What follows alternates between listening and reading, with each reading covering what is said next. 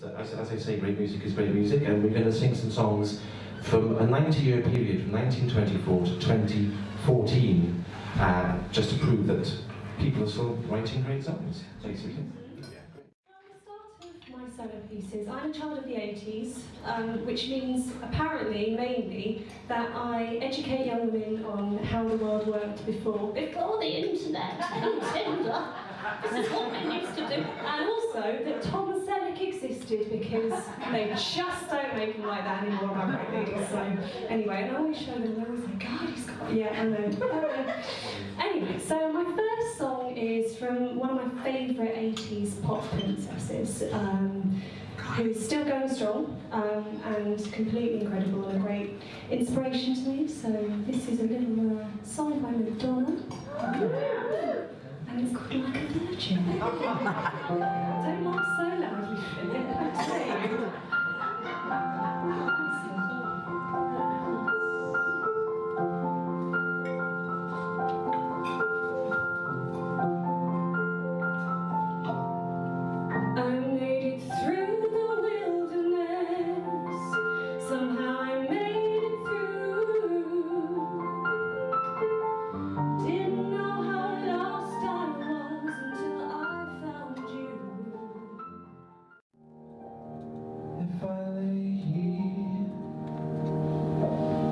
If I just lay here, would you lie with me and just forget the world? This is the oldest song of the evening. It's from 1924. It's been recorded by everyone from Sammy Davis to Captain and Tennille.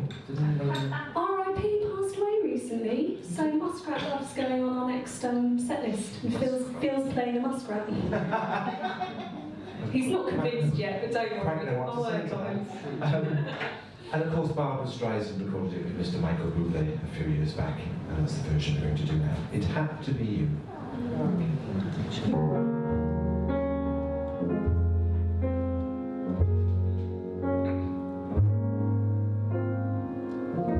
Seems like dreams, like I always had, could be, should be, making me glad.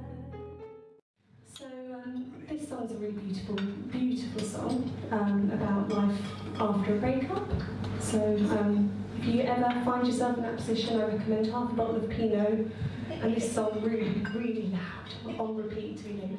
I can feel something inside me say, I really don't think you're strong enough. Ooh.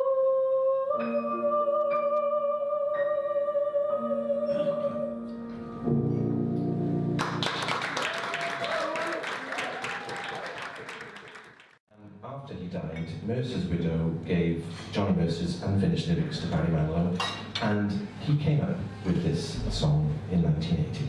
Thank you.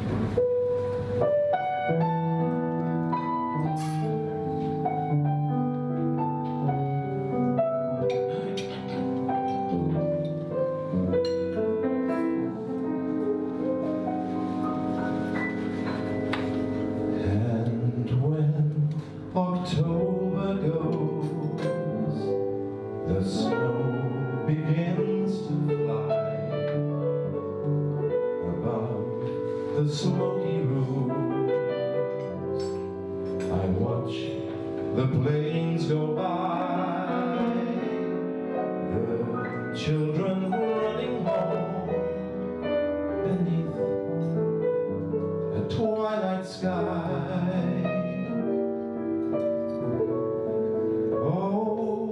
For the fun of them, when I was one of them.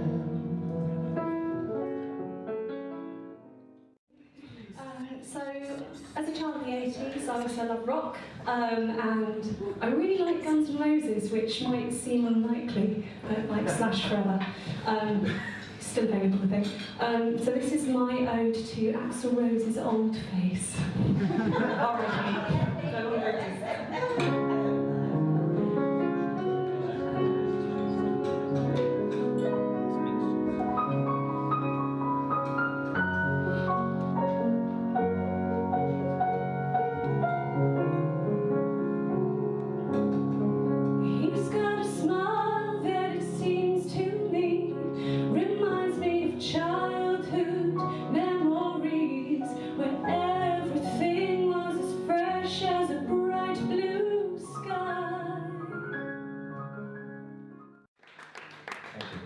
it's time for another duet.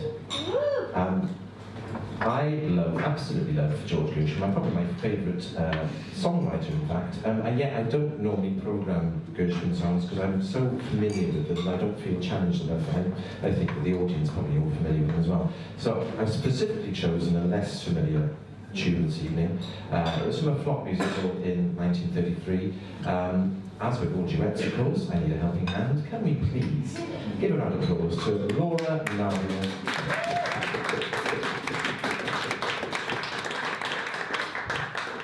This is from a musical called Pardon My English, which was satirising the Prohibition era, but sadly a flop. Unusual for the Gershwins. With George Gershwin and his lovely wife Ira, of course. Some of you will get that, of course. Thank you.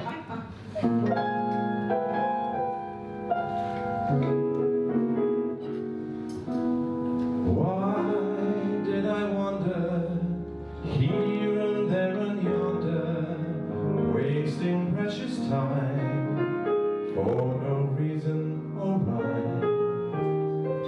Isn't it a pity? Isn't it a crime?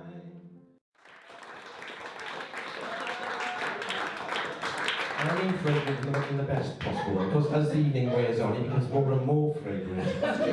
Sweats like a beast. He's a very fine instrumentalist. He can even play the piano with his hands tied behind his back. Such a clever dick. Oh, we like that one. This is our last song.